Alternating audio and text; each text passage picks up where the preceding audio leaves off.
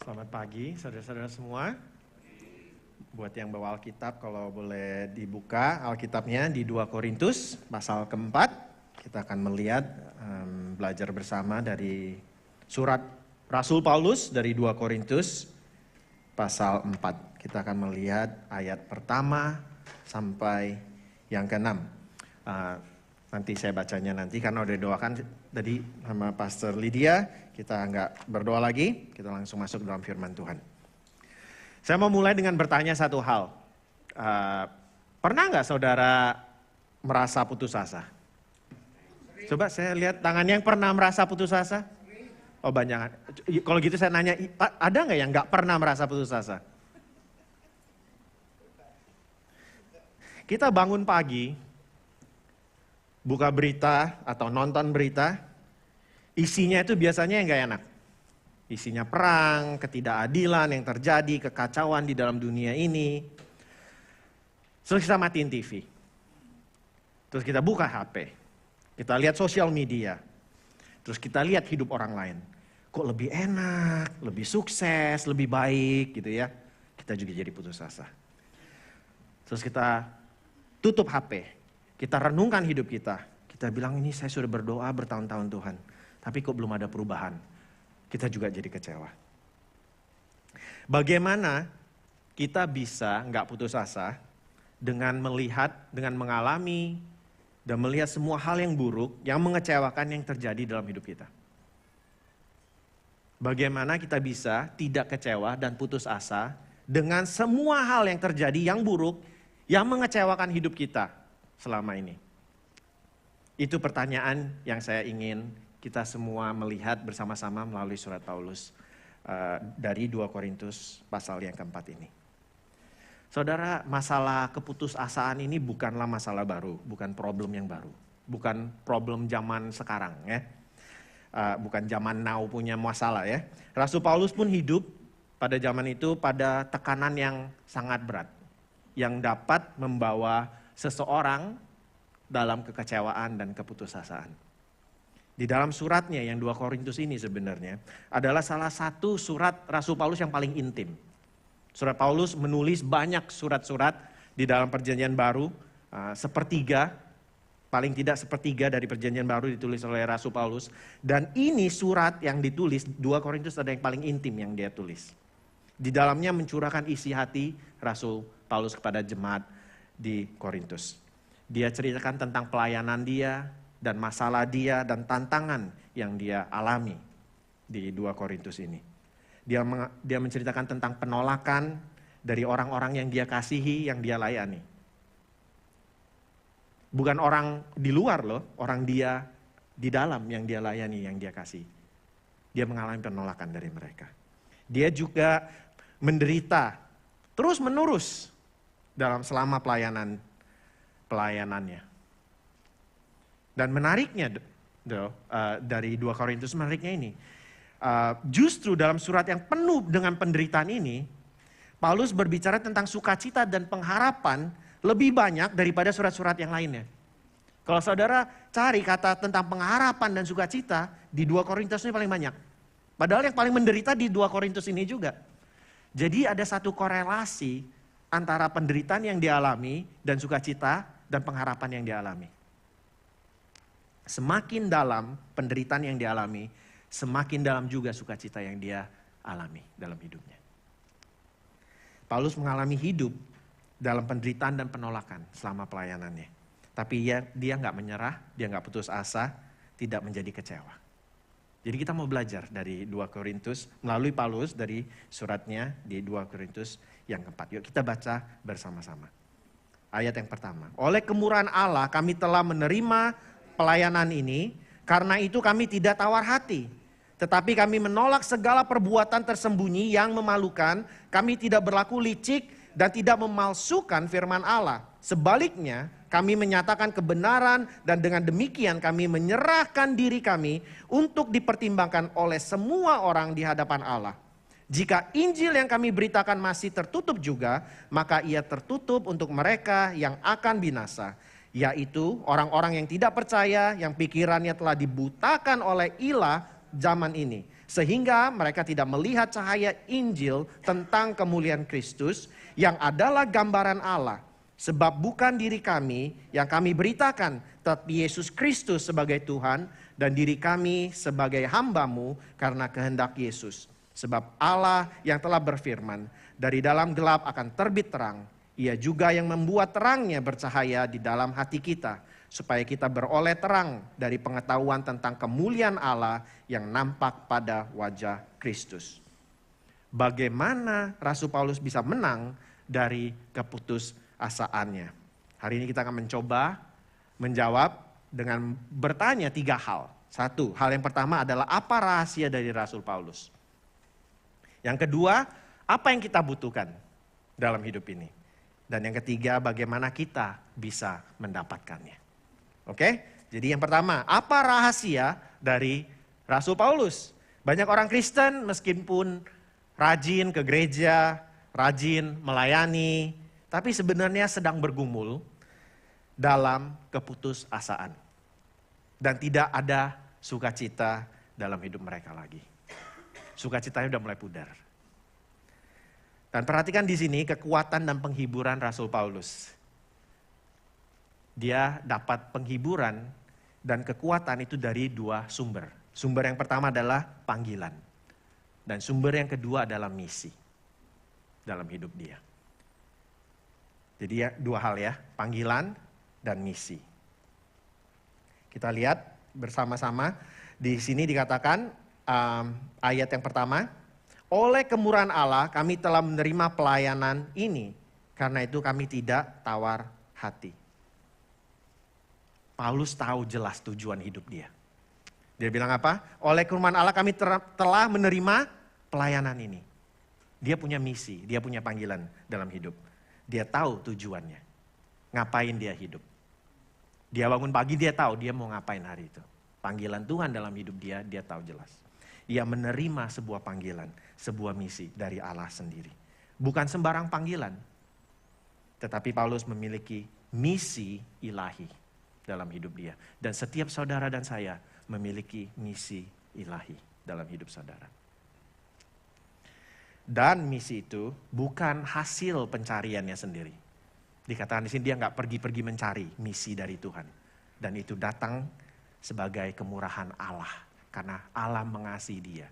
Dan kita tahu Allah mengasihi saudara dan saya. Oleh sebab itu, saudara memiliki misi ilahi. Bukan karena saudara hebat, bukan karena saudara mencarinya. Karena saudara dikasihi oleh Allah.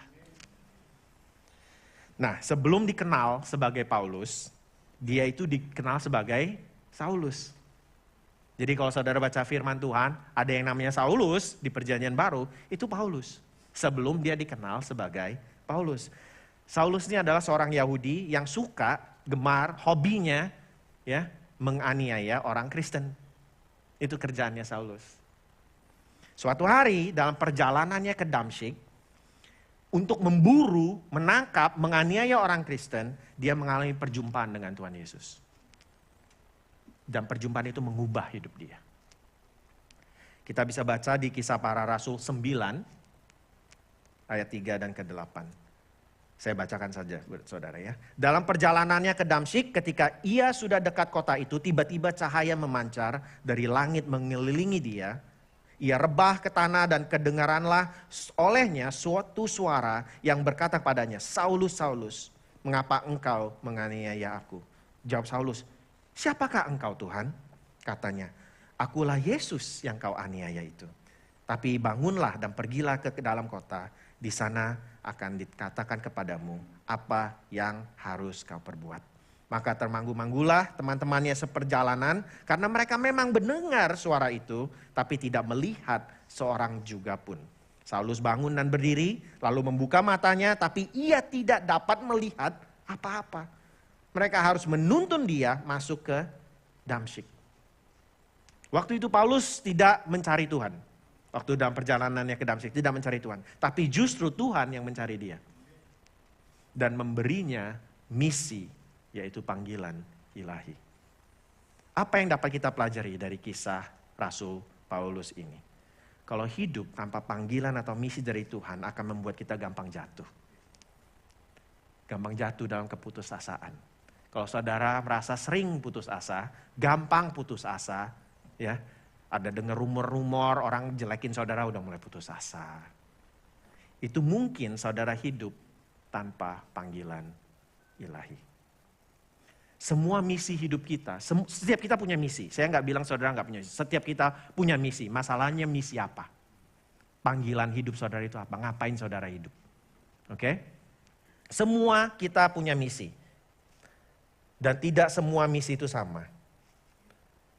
Dan misi kita itu mungkin kelihatan baik. Tujuan hidup saudara mungkin kelihatannya baik. Tapi pertanyaan saya adalah, apakah itu memuliakan Tuhan atau memuliakan saudara sendiri? Apakah itu mencari kesuksesan atau kebesaran nama? Dan itu umumnya, misi manusia itu umumnya seperti itu. Mencari kesuksesan, kebesaran nama mereka. Kalau uang mereka nggak pusingan, mereka pusing soal nama. Punya nama baik. Saya nggak perlu uang banyak, yang penting punya nama baik-baik. Ada yang saya nggak pusing soal nama baik. Saya labas semua orang, yang penting saya punya banyak uang. Ada yang seperti itu, ada yang suka dua-duanya. Semuanya itu menurut Rasul Paulus itu sia-sia dan itu adalah sampah dibanding dengan apa yang dia miliki dalam Kristus. Ini Rasul Paulus ini punya semuanya. Memiliki segalanya. Nama, ketenaran ya, intelek, influence, kesuksesan. Setelah dia berjumpa dengan Yesus, dia bilang semuanya itu sampah. Bahkan bukan sampah sebenarnya, dalam bahasa aslinya adalah kotoran binatang. Jadi masalahnya manusia itu, saudara dan saya umumnya lebih senang hidup dalam kesuksesan menurut standar dunia daripada hidup dalam panggilan Tuhan. Umumnya. Mungkin saudara pagi ini seperti itu. Saudara bilang dalam hati kecil ya, kita kan sopan orang Indonesia. Saya sih nggak pusingan soal panggilan Tuhan. Yang penting hidup saya enak, sukses, anak-anak baik, saya nggak sakit. Itu aja, saya mau orang simple, saudara mungkin bilang. Tapi Rasul Paulus mengajar kepada kita, semuanya itu sia-sia. Nggak ada orang yang di rumah sakit, sudah waktunya berjumpa dengan Tuhan, atau di ranjang, sudah waktunya dekat berjumpa dengan Tuhan, bilang, I wish I'm richer. I wish I drive Mercedes-Benz. I wish I have more companies. I wish I have more success in this life. Nggak ada yang bilang gitu. Banyak dari kita mengalami keputusasaan dalam hidup karena kita tidak hidup dalam misi Tuhan, tapi hidup dalam misi kita sendiri. Ambisi hidup kita sendiri. Misi hidup kita hanya sekedar, kalau studi dengan baik, kalau profesional mencari uang yang banyak, memiliki karir sampai top, sampai naik ke atas. Atau keluarga, ibu rumah tangga simple misinya, ya menyenangkan keluarga saya. Asal anak-anak, suami, istri baik, senang. Itu saja cukup. Atau yang lebih ambisi, saya mencari nama supaya dikenal. Dan sebagainya.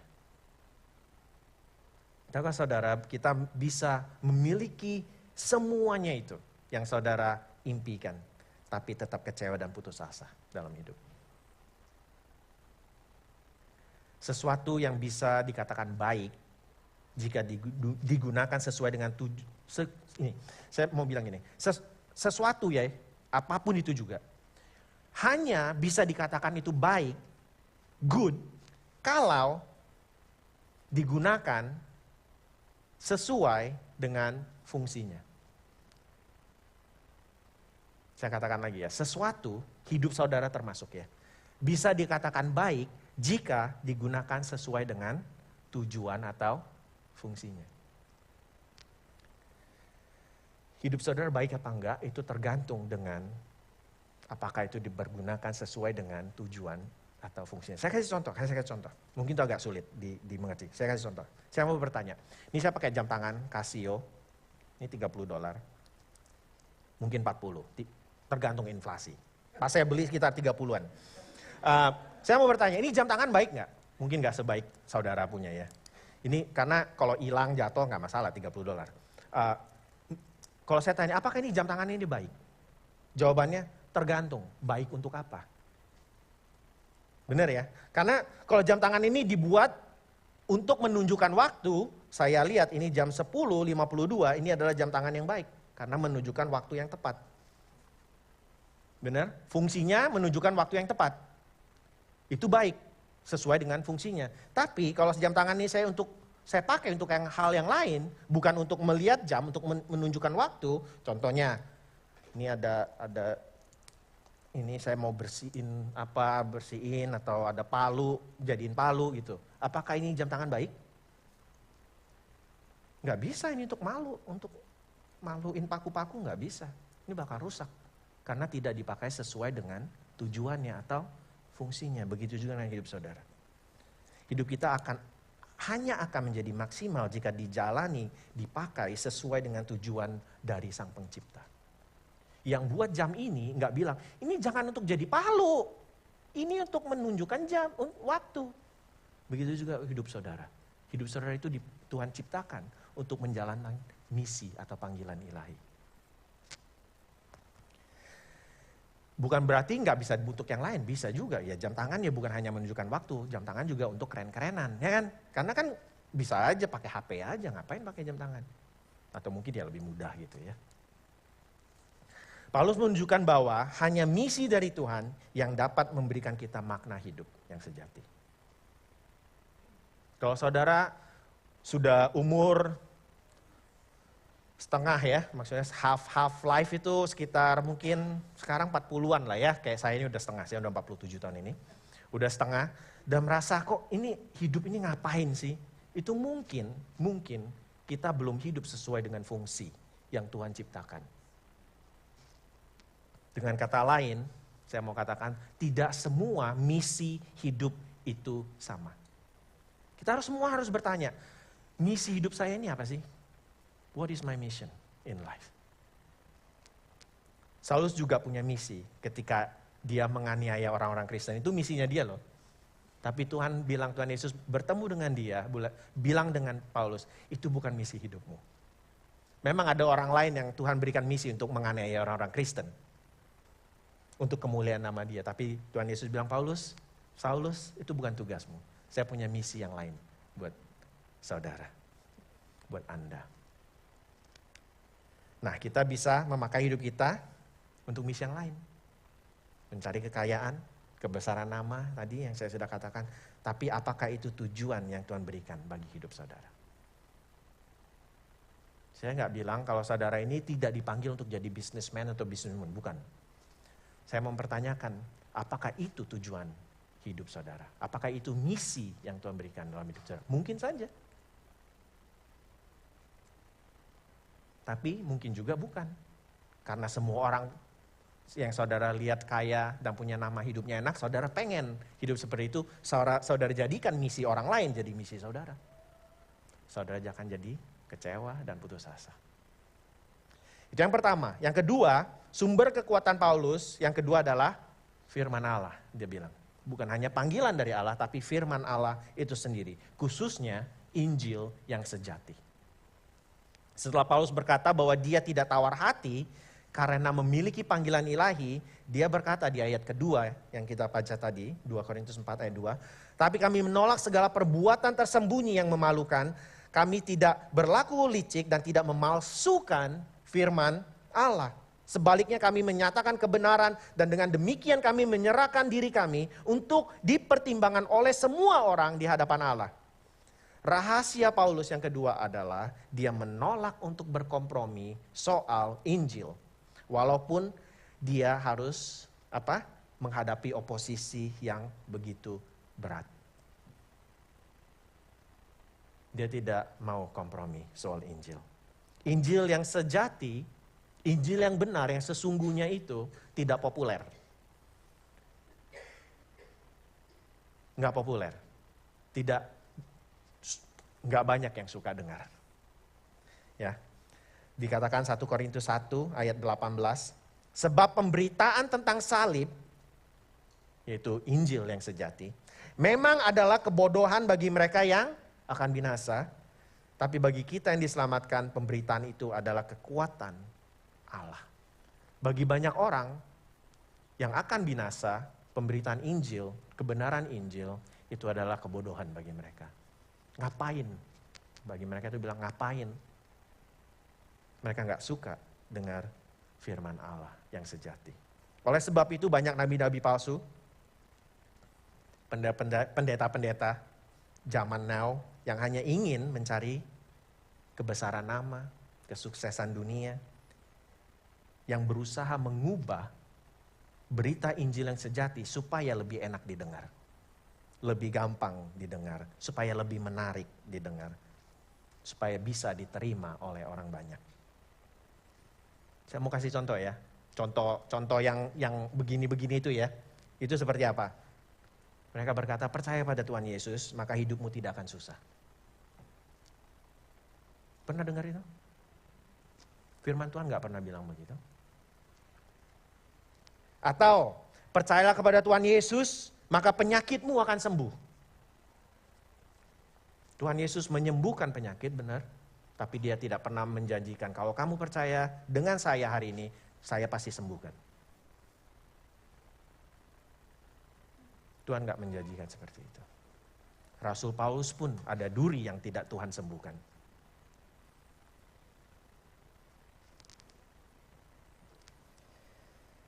Banyak dari kita mungkin ada duri-duri dalam hidup kita yang Tuhan tidak ambil, yang Tuhan tidak angkat dalam hidup kita. Itu untuk kemuliaan Tuhan, bukan untuk menyakiti kita.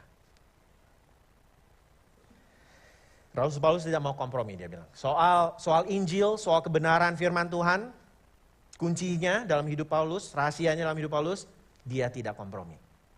Susah didengar, banyak oposisi, dia bilang bodoh amat. Ini kebenaran firman. Karena makanan rohani yang lemah, yang lembek, ya, makanan rohani yang lemah dan lembek, saudara rajin, saudara diberkati, itu yang lemah, yang lembek menurut saya, akan menghasilkan orang-orang yang lemah dengan iman yang lembek. Saya katakan lagi ya, firman atau makanan rohani yang lemah akan menghasilkan orang-orang Kristen yang lemah dengan iman yang lembek. Sebab tidak diperlukan iman yang besar, yang dalam, kalau yang dijanjikan hanyalah kekayaan dan kesuksesan. Semua orang juga mau percaya. Semua orang juga mau melakukan itu. Salah satu alasan banyak orang Kristen mudah kecewa dan putus asa dalam hidup karena mereka lemah dalam hal rohani.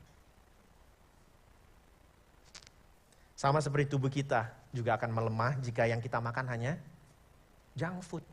Coba makan junk food terus. Makanan yang gak bergizi. Maka roh kita pun seperti itu, akan jadi lemah dan lembek. Ketika kita kekurangan makanan rohani yang sehat, yang sesungguhnya dari Tuhan. Mana yang dari surga. Charles Spurgeon pernah berkhotbah, judul khotbahnya itu adalah Orang Kristen yang Bahagia. Di dalam khotbah itu dia mendorong jemaatnya yang dia pimpin itu agar tidak puas hanya jadi orang Kristen. Dia bilang jangan puas hanya udah bilang saya percaya saya orang Kristen. Dia mendorong jemaatnya agar enggak puas hanya jadi orang Kristen. Tapi lembek rohani. Dia bilang jangan puas jadi orang Kristen tapi lembek secara rohani. Lemah secara rohani.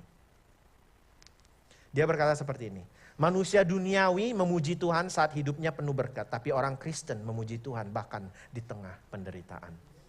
The worldly person praises God when he gives abundance. But the Christian praises him even when he brings suffering. Menurut Spurgeon, segala pencobaan yang saudara alami, penderitaan yang saudara alami, itu Tuhan yang izinkan. Untuk kemuliaan nama Dia. Bukan sesuatu hal yang harus kita hindari. Jika kita memiliki dua hal ini, yaitu misi atau panggilan Tuhan dalam hidup kita, dan kita tidak berkompromi dengan Injil. Jadi maksudnya nggak kompromi dengan Injil apa? Kita nggak cari yang enak-enak saja. Yang susah, yang gak enak kita bilang, itu bukan untuk saya, itu untuk gembala saya. Atau itu untuk istri saya. Ya. Duri itu istri saya punya atau suami saya punya. Kalau tidak kita kompromi dua hal ini ya. Kita hidup dalam panggilan Tuhan, misi Tuhan dan tidak kompromi dengan Injil. Maka kita bisa mendapatkan kepuasan hidup yang sejati dalam hidup ini. Kita tidak akan menjadi putus asa dan kecewa walaupun harus mengalami penderitaan dan penolakan dari orang lain. Lalu apa yang kita butuhkan untuk memperoleh segalanya ini? Hal tersebut, ini hal yang kedua. Apa yang kita butuhkan? Paulus menjelaskan bahwa Injil tertutup bagi orang-orang yang tidak percaya karena iblis telah membutakan pikiran mereka. Di ayat ketiga dan 4 dikatakan seperti ini. Jika Injil yang kami beritakan masih tertutup juga, menolak ya, orang menolak Injil, maka ia tertutup untuk mereka yang akan binasa. Yaitu orang-orang yang tidak percaya, yang pikirannya telah dibutakan oleh ilah zaman ini. Sehingga mereka tidak melihat cahaya Injil tentang kemuliaan Kristus yang adalah gambaran Allah. Yang pertama yang diperlukan, yang kita butuhkan adalah mata rohani. Spiritual sight.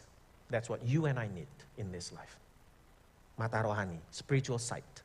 Yang kita lihat dengan mata jasmani ini cuman nggak ada 50% dari realitas kehidupan.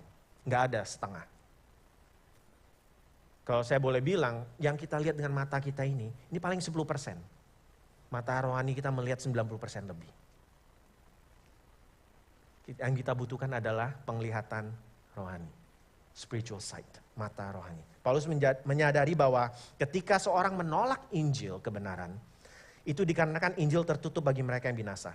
Mereka, Paulus bilang, buta secara rohani. They don't have spiritual sight. Mata rohani mereka dibutakan. Mereka dibutakan. Ilah zaman ini, kata Rasul Paulus, telah membutakan pikiran mereka dan mengeraskan hati mereka. Akibatnya mereka tidak bisa melihat keindahan Injil. Bagi mereka Injil itu kebodohan. Injil itu dangkal. Mereka nggak bisa melihat kemuliaan Injil setelah mereka dibutakan. Maksud Paulus ini begini, mereka melihat Yesus, mereka nggak melihat suatu keindahan. Mereka nggak melihat kemuliaan. Melihat Yesus, Tuhan yang disalibkan, mereka itu biasa-biasa saja. Mata rohani mereka sudah dibutakan. Tapi kalau mereka melihat uang banyak, mereka melihat suatu keindahan. Itu mata jasmani. Mata jasmani kita itu saya kira-kira lah ya, nggak ada 10% itu maksimum dari keseluruhan realitas kehidupan. Jadi yang pertama yang kita perlukan adalah mata rohani, spiritual sight. Orang yang buta secara rohani itu seperti ini. Kalau saudara mau tahu bagaimana apa ciri-ciri orang buta rohani yang nggak punya spiritual sight-nya. Orang yang buta secara rohani itu begini, melihat Yesus sebagai sesuatu yang berguna tapi bukan yang indah. Saya katakan lagi ya. Orang yang buta secara rohani, yang gak punya spiritual sight, saat mereka melihat Yesus, mereka melihat sesuatu yang berguna tapi bukan sesuatu yang indah. Ngerti enggak?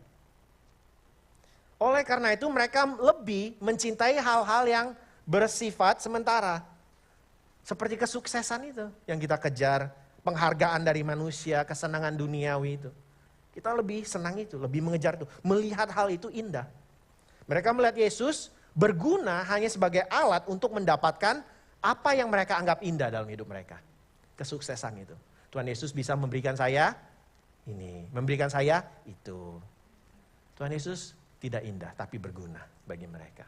Itu salah satu ciri kalau kita tidak punya spiritual sight. Yang kedua adalah terang Allah. God's light, kata Rasul Paulus. Yaitu Injil yang menerangi kegelapan hati saudara dan saya. Ayat ke-6. Sebab Allah telah berfirman, dari dalam gelap akan terbit terang. Ia juga yang membuat terangnya bercahaya di dalam hati kita. Supaya kita beroleh terang dari pengetahuan tentang Kemuliaan Allah, keindahan Allah, keindahan Tuhan yang nampak pada wajah Kristus. Bagaimana saudara bisa melihat keindahan kemuliaan Tuhan yang paling besar, yang paling nyata di dalam Kristus. Terutama di dalam salib Kristus yang dianggap orang-orang pintar itu kebodohan. Justru buat orang yang punya spiritual sight, yang hatinya sudah diterangi oleh Allah, melihat Kristus itu melihat kemuliaan, keindahan, melihat treasure. Yang kita di perumpamaan Tuhan Yesus bilang seperti ini. Buat mereka yang sudah melihat ya, yang hatinya sudah diterangi, saat mereka melihat keindahan Kristus, ketika mereka meninggalkan segalanya dalam hidup mereka, mereka itu nggak susah meninggalkan itu. Mereka meninggalkan menjual segalanya dengan sukacita untuk memperoleh treasure in Jesus Christ. Jadi nggak ada istilah, wah susah banget ngikut Yesus. Justru kesukaan bisa melihat Yesus, bisa mengikuti Kristus, bisa melihat keindahan kemuliaan Tuhan Yesus. Karena mereka punya spiritual sight dan hatinya sudah diterangi oleh Tuhan. Jadi tidak ada kehebatan logika manusia, apalagi manipulasi manusia atau manipulasi emosi yang sanggup membuka mata rohani manusia. Nggak ada. Nggak ada manusia yang saudara dan saya perlukan bukan pengkhotbah yang hebat, yang kalau khotbah menggugah hati, tapi yang kita perlukan ada Injil Kristus yang bisa memancarkan hati kita yang gelap menjadi terang. Mata kita yang buta menjadi melihat. Tadinya cuma melihat 10%, kita bisa melihat 100%. Karena 90% itu adalah spiritual things. Hal-hal rohani. Dan Rasul Paulus memahami dengan jelas hal ini. Karena dia sendiri pernah mengalaminya. Waktu dia masih Saulus, ingat tadi? Secara fisik matanya melihat, benar? Secara fisik matanya melihat. Tapi hatinya buta terhadap kemuliaan Tuhan Yesus. Dia tidak melihat keindahan Yesus. Justru ketika dia berjumpa dengan cahaya Kristus, walaupun matanya buta, mata rohaninya melihat keindahan Kristus. Jadi jangan puas kalau saudara hanya melihat 10% dengan mata jasmani, tapi buta 90% dalam mata rohani saudara. Di Kisah Para Rasul pasal 21, itu kita dapat membaca bagaimana Paulus memberitakan Injil setelah dia dipukuli oleh massa. Saudara pernah dipukuli oleh massa? Mungkin saudara pernah lihat orang dipukuli oleh massa, pernah? Atau massa yang sedang lagi ngamuk, pernah lihat di TV, di berita? Itu ngeri ya, ngeri sekali. Karena nggak ada bosnya, di amukan massa itu nggak ada mandornya. Benar ya? Semua orang do whatever they wanna do. Nggak ada yang perintah, nggak ada ketuanya. Itu ngeri sekali. Dan Rasul Paulus di pasal Kisah Para Rasul kedua 21 ini, dia memberitakan Injil setelah dia baru dipukul oleh massa. Kita tahu ya bahayanya seperti apa dengan amukan massa yang nggak terkontrolkan itu. Dalam situasi kondisi yang sangat kacau seperti itu, penuh kemarahan massa yang tidak terkendali, apa yang dilakukan oleh Rasul Paulus? Sewaktu nyawanya terancam, apa yang dia lakukan? Dia bukan lari atau bersembunyi, dia justru berdiri dan memberitakan Injil kepada mereka dengan tenang. Ini orang gila. Karena yang kita bilang gila, karena kita melihat yang 10% itu dengan mata jasmani, tapi dia melihat 100%. Mata rohaninya terbuka. Orang-orang cuma melihat massa yang banyak yang sedang ngamuk. Tapi mata Rasul Paulus melihat malaikat-malaikat Tuhan yang lebih banyak lagi. Di belakang amarah massa tersebut. Begitu juga dengan hidupan saudara. Saudara bisa kecewa dan putus asa sebab saudara cuma melihat dengan mata jasmani saudara. Melihat 10% masalah saudara, tapi tidak melihat 90% apa yang Tuhan sedang kerjakan dalam hidup saudara. Makanya saudara kecewa. Saudara nggak melihat kenyataan yang sesungguhnya.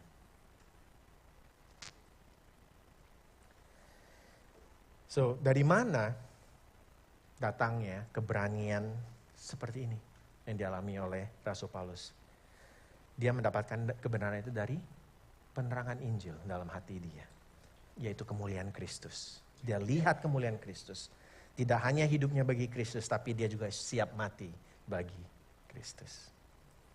Hal yang sama juga dialami oleh Stefanus. Martir pertama yang dicatat dalam perjanjian baru. Stefanus. Sebelum dia dilempari batu sampai mati, inilah yang terjadi di Kisah Para Rasul 7 ayat 55. Tapi Stefanus yang penuh dengan Roh Kudus menatap ke langit. Dia nggak melihat apa?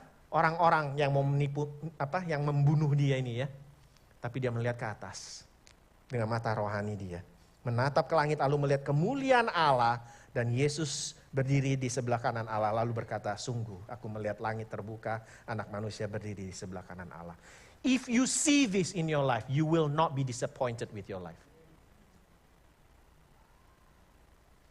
Kalau saudara bisa kecewa, saudara bisa putus asa, itu karena saudara hanya memakai mata jasmani. Saudara tidak melihat ke atas dengan mata roh spiritual saudara. You need spiritual sight in your life. Paulus dan Stefanus tidak takut. Apalagi kecewa. Takut mati aja enggak, apalagi kecewa. Dengan hidup, sebab mereka melihat keindahan dan kemuliaan Tuhan dalam hidup mereka.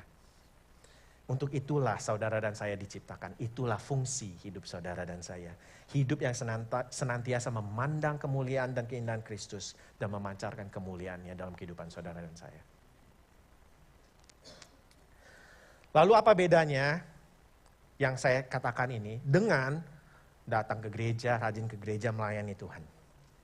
Mungkin bahkan rajin membayar, bedanya apa gitu ya? Hidup yang seperti tadi saya katakan tadi, dengan datang ke gereja, tiap minggu melayani Tuhan, rajin membayar perpuluhan. Perbedaannya terletak pada polanya. Maksudnya saya seperti ini. Pola Injil itu seperti ini. Kita taat, kita melakukan segala itu, melayani, datang ke gereja, memberi perpuluhan. Kita lakukan itu karena kita sudah diselamatkan. Karena kita sudah mengalami kasih Kristus. Maka kita bisa taat. Itu pola Injil. Dan pola yang lain itu seperti apa? Pola yang lain adalah taatilah ini, datang ke gereja, layani Tuhan, beri perpuluhan, maka kamu akan diselamatkan. Beda polanya. Yang dilihat manusia itu sama. Saudara sama-sama datang rajin, saudara sama-sama datang melayani, saudara sama-sama datang memberi. Yang dilihat manusia sama. Tapi polanya beda. Yang satu mencari keselamatan dan kesuksesan. Yang satunya lagi, saya sudah mengalami keindahan Kristus dalam hidup saya, maka saya lakukan ini. Saudara pakai pola apa dalam hidup saudara? Tim Keller berkata seperti ini. Injil bukanlah undangan untuk mentaati perintah, tapi panggilan untuk mengikuti Sang Raja. The gospel is not about choosing to follow advice, it's about being called to follow a king. That's the difference.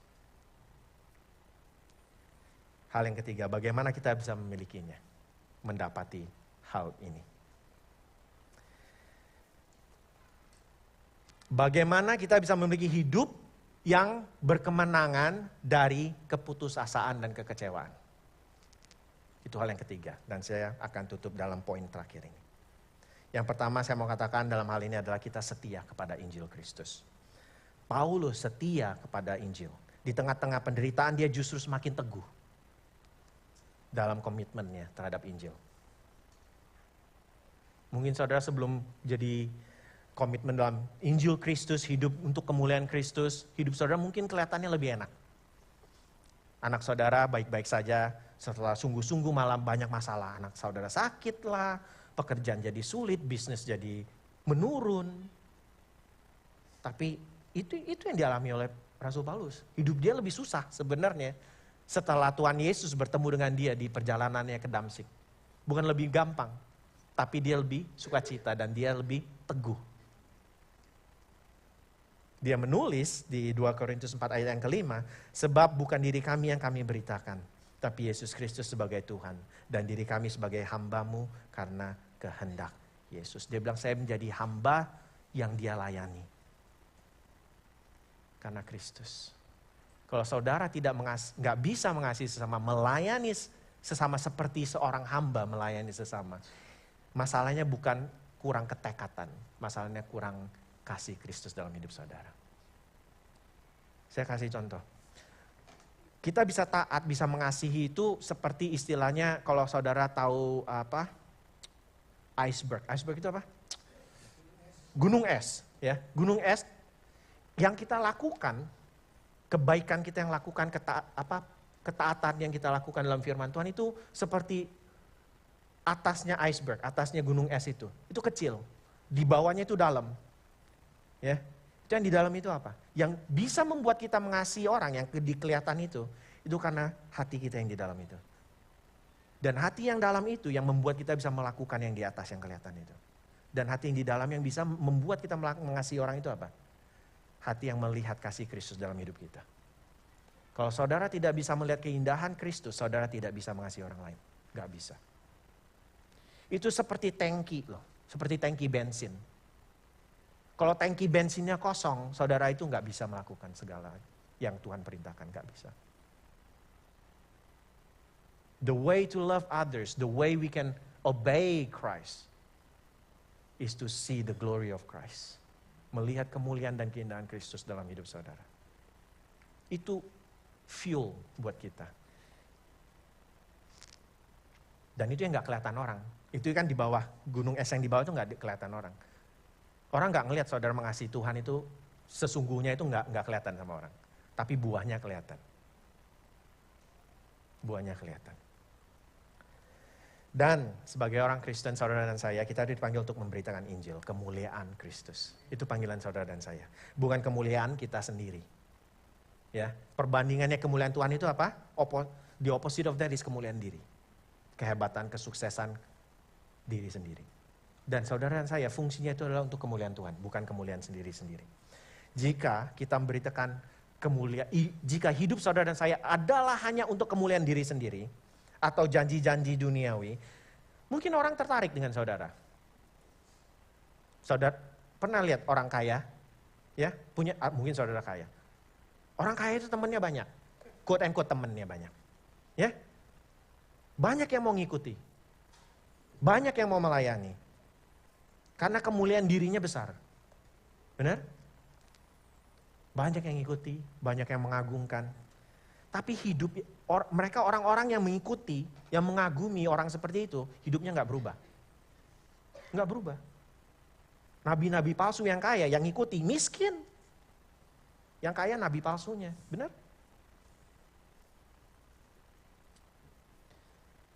Jika hidup saudara hanya kemuliaan, jika yang saudara tonjolkan dalam hidup saudara, untuk memberkati orang itu karena kemuliaan diri hidup saudara, orang-orang yang mengikuti saudara, yang mengagumi saudara, hidupnya itu nggak berubah. Karena yang mereka kagumi itu hanya kemuliaan saudara, bukan kemuliaan Kristus. Kemuliaan Kristus yang bisa merubah hidup mereka. Semangat dan sukacita juga jadinya akan naik turun. Sukacita dalam hidup kita itu bakal naik turun. Ya. Tergantung dengan keadaan, benar ya? Dan kondisi. Jika keadaan lagi baik, kita akan sukacita dan bersemangat. Tapi kalau keadaan lagi buruk dan tidak baik, kita akan jadi putus asa dan kecewa. Naik turun kayak gitu. Karena andalannya apa? Kemuliaan saya, kehebatan saya. Lihat saya. Saya setia dengan Tuhan. Saya hebat dalam firman Tuhan. Saya rajin dalam hal ini. Saya dikenal. Saya kaya, apapun itu juga. Jika itu andalan saudara, itu kemuliaan saudara, maka hidup saudara akan naik turun. Penuh dengan keputusasaan dan kekecewaan. Kita harus ingat bahwa hanya Injil yang dapat memberikan kepuasan sejati, yang gak naik turun dalam hidup saudara. Rasul Paulus berkata di dalam Roma 1 ayat 16. Sebab aku mempunyai keyakinan yang kokoh dalam Injil. Karena Injil adalah kekuatan Allah yang menyelamatkan setiap orang yang percaya. Pertama-tama orang Yahudi, tapi juga orang Yunani. Maksudnya untuk semua orang. Kekuatan yang sesungguhnya yang dapat merubah hidup saudara dan saya dan orang-orang di sekitar saudara, itu adalah Injil Kristus. Bukan kehebatan saudara. Kalau saudara mau efektif dalam fungsi panggilan Tuhan dalam hidup saudara, saudara nggak perlu hebat. Saudara perlu lihat keindahan Yesus. Ini bukan berarti jika hidup jika hidup kita berpusat pada Injil, maka semua hidup kita akan jadi mulus. Ya. Tapi kita juga harus belajar satu hal. Kalau kita harus tahu waktunya Tuhan. Kita harus belajar mempercayai waktunya Tuhan. Sabar. Patient. Wait upon the Lord. Nah, kadang orang bilang kalau kita sabar menantikan Tuhan, wait upon the Lord, itu kayaknya males. Pasif. Justru itu bukan malas dan pasif, justru itu aktif dan beriman teguh. Karena menunggu itu susah apa gampang? Ada yang senang lagi ke dokter nunggu sejam tak gak dipanggil-panggil, ada yang senang. Wih, gue senang nih kalau nunggu paling lama. Gak ada yang suka. Gak ada yang suka. Makanya firman Tuhan berkata apa? Kekuatan kita datang ketika menunggu di hadirat Tuhan. When we wait upon the Lord. Bukan when we do God's mission in our life. No. When we wait upon the Lord. Itu loh yang di bawah S itu loh. Yang orang lain gak kelihatan loh. Tapi kita kan pengennya yang di atas itu yang kelihatan orang. Yang kecil itu loh. Yang gak ada 10% dalam kehidupan kita. Itu yang pengen kita orang melihat kan. Tapi yang penting itu yang di bawah. Yang 90% yang orang lain gak lihat saat kita menunggu. Saya masih ada waktu. Saya mau lihat yang mau dipotong yang mana gitu loh. Saya mau cerita 2 orang, mungkin cuma bisa 1 orang. Kita lihat. Ada 1 orang misionaris pertama dari Amerika namanya Adoniram Judson. Pernah dengar Adoniram Judson? Dia dikenal karena pelayanannya, misinya ke Burma. Sekarang Myanmar. Ya, Burma, waktu itu Burma. Sekarang Myanmar. Nah, saya mau kasih lihat tahu beberapa hal yang dialami oleh Judson. Adoniram Judson waktu dia melayani misi, memberikan hidup dia di Burma, orang-orang Myanmar. Dia 17 tahun di penjara di sana. Dia disiksa sampai hampir mati. Tapi karena Tuhan bilang waktunya belum mati, ya dia nggak mati. Tapi hidup dia nggak gampang. Istri pertamanya, mereka menikah selama 14 tahun, meninggal karena sakit, komplikasi dan kelelahan. Hidup di lahan misi nggak gampang. Terus dia menikah lagi, istri yang kedua menikah selama 11 tahun juga meninggal karena sakit. Dan selama dia misi di sana, beberapa anaknya juga meninggal karena sakit. Dia rajin memberikan hidupnya, memberitakan Injil. Kita pikir, wah banyak orang bakal terima Yesus. 6 tahun dia khotbah, 1 orang terima Yesus. 6 tahun. 1 orang datang, bertobat dan terima Yesus dibaptis. Dia gak putus asa dan kecewa. Dia tetap tekuni panggilan misi yang Tuhan berikan kepada dia. Tamu pelan-pelan dia di sana menerjemahkan Alkitab ke dalam bahasa lokal. Bahasa Burma. Akhirnya selesai, berapa lama selesai? 21 tahun. Pernah saudara melakukan proyek yang selesainya 21 tahun? Anak-anak sekarang ngerjain satu hal dalam sehari aja udah merasa lama. 21 tahun dia selesaikan. Dan terjemahannya sampai hari ini masih dipakai orang Myanmar, orang Burma. The Burmese Bible. Kalau saudara buka Alkitab Burmese, ada namanya Adoniram Judson. Saat dia meninggal di umur 61 tahun, hasil pelayanan dia sudah mencakup lebih dari 100 gereja saat dia meninggal. Dan ribuan orang percaya di Burma. Dan bulan lalu saya diberikan kehormatan, bisa diberikan kasih karunia dari Tuhan. Bisa melayani satu gereja etnis minoritas Myanmar, orang Burma. Yaitu suku Zomi. Ini suku Zomi ini orang Burma yang tinggalnya di gunung, orang gunung.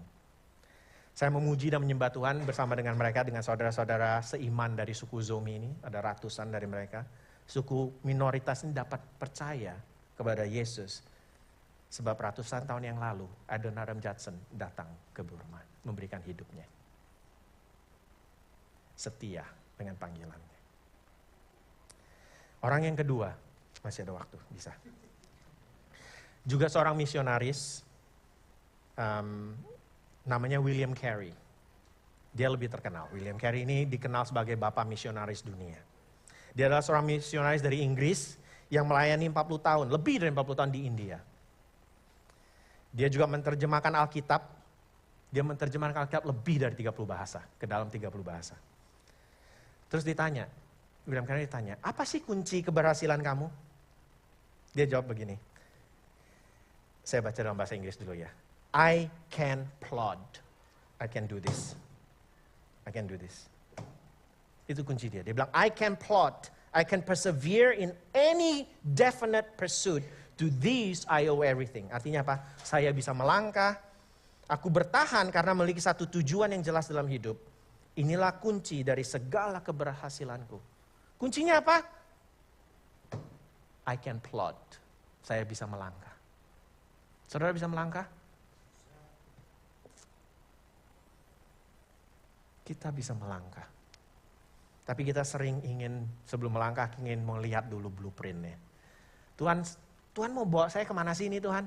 Ini bakal enak gak sih? Ya? Saat Tuhan panggil Abraham, Tuhan bilang pack up and go. Tuhan bilang apa? Nanti saya kasih lihat kemana. Tuhan gak kasih lihat dulu. Dan ini kunci keberhasilan William Carey. Dia bilang, I can plot.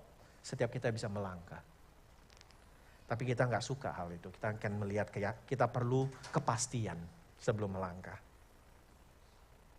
Yang sebenarnya saudara dan saya butuhkan adalah melangkah. Langkah demi langkah. Dan mempercayai waktunya Tuhan. Mungkin ada di antara dari saudara hari ini yang mulai lelah ikut Yesus. Karena saudara lihat teman-teman saudara yang nggak ikut Yesus kok hidupnya lebih enak. Lebih senang. Mungkin saudara sudah lama jadi orang Kristen, kok begini-begini aja sih. Saya pikir jadi orang Kristen tuh luar biasa, saya bakal sukses, saya bakal beginian begitu. Jadi saudara mulai putus asa. Bahkan mulai kehilangan sukacita. Ini garis-garis di sini nih nggak ada nih, yang sukacita itu ya. Orang yang sukacita itu banyak garis di mukanya. Nggak perlu botok saudara. Atau mungkin di sini ada saudara yang merasa nggak layak. Saudara nggak layak, saudara merasa gagal jadi orang Kristen. Saya kurang setia. Saya kurang taat. Saya masih sering jatuh. Mungkin alasannya adalah karena saudara lebih mengandalkan pada kekuatan dan kehebatan saudara sendiri. Bukan pada Kristus. Saudara begitu menginginkan penerimaan dan pengakuan dari orang lain. Ingin terlihat hebat sehingga saudara mulai kompromi dengan Injil. Saudara ingin yang lain. Atau saudara terlalu mencintai kenyamanan dalam hidup saudara. Sehingga enggan mengambil langkah iman. Seperti William Carey. Dan saudara mulai menyimpang dari jalan Injil. Saya ceritain ini bukan soal pekerjaan. Jangan pikir, kalau gitu saya harus melayani Tuhan sepenuh waktu, jadi pendeta. Bukan. Ini bukan soal pekerjaan. Bukan soal pekerjaan. Saudara bisa jadi pendeta, tetapi tetap hidup demi nama besar sendiri. Bisa. Ini bukan soal pekerjaan. Tapi sedangkan saudara bisa jadi ibu rumah tangga, tapi hidupmu bagi Kristus. Saudara bisa jadi, ini bukan soal jadi orang miskin atau jadi orang kaya. Saudara bisa jadi orang miskin yang jauh dari Kristus. Yang mencari, yang hatinya begitu menginginkan kekayaan dunia. Tapi saudara menjadi orang kaya, yang uang itu sebenarnya bukan masalah buat saudara. Karena hati saudara melekat kepada Kristus. Bukan soal kaya atau miskin, bukan soal pekerjaan saudara.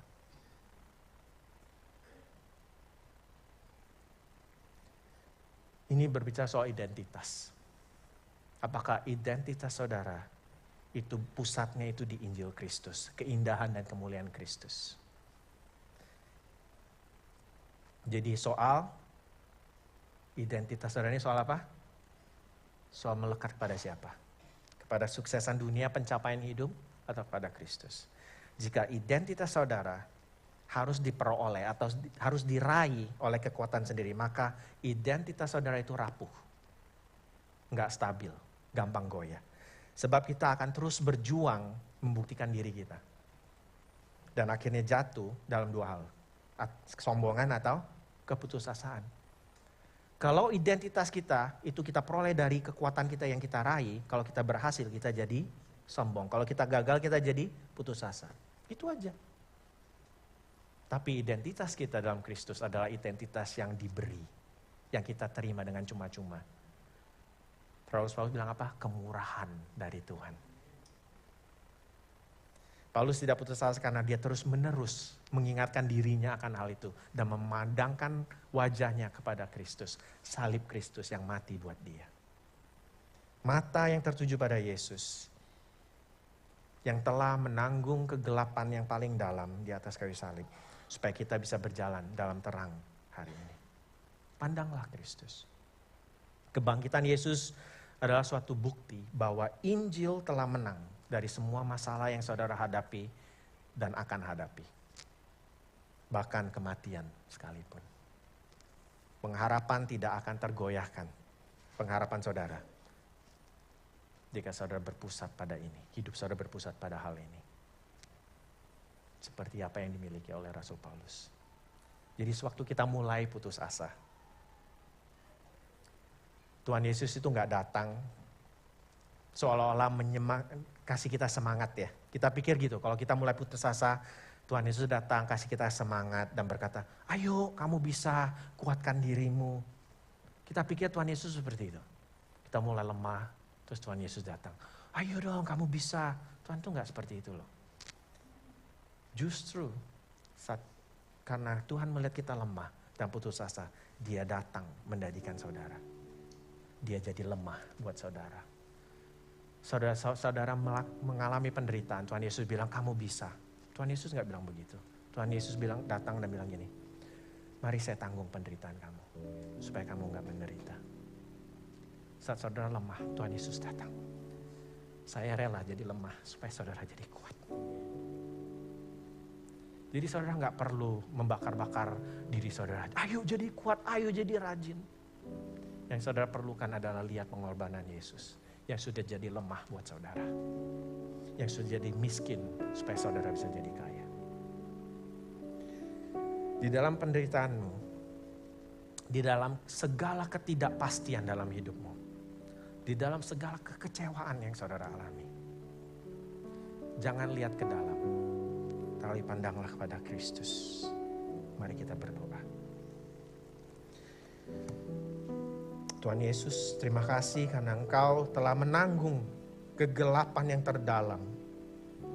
Sehingga kami bisa hidup dalam terang Kristus pada pagi hari ini. Tolong kami untuk terus menerus tidak lelah memandang kepada Kristus. Walaupun banyak orang melihat dan berkata itu adalah suatu kebodohan. Tolong kami untuk memandang salib Kristus. Bukan memandang kehebatan hidup kami. Ataupun kebodohan hidup kami. Beri kami kekuatan saat kami lemah dan pengharapan saat kami putus asa. Dan saya berdoa Tuhan bagi mereka yang belum percaya padamu, kepada Yesus anakmu pada pagi hari ini. Bukalah mata hati mereka. Supaya mereka bisa melihat realitas sesungguhnya. Dan mata mereka boleh melihat kemuliaan dan keindahan Kristus. Kristus sebagai Allah dan Raja. Di dalam nama Yesus kami berdoa dan mengucap syukur. Amin.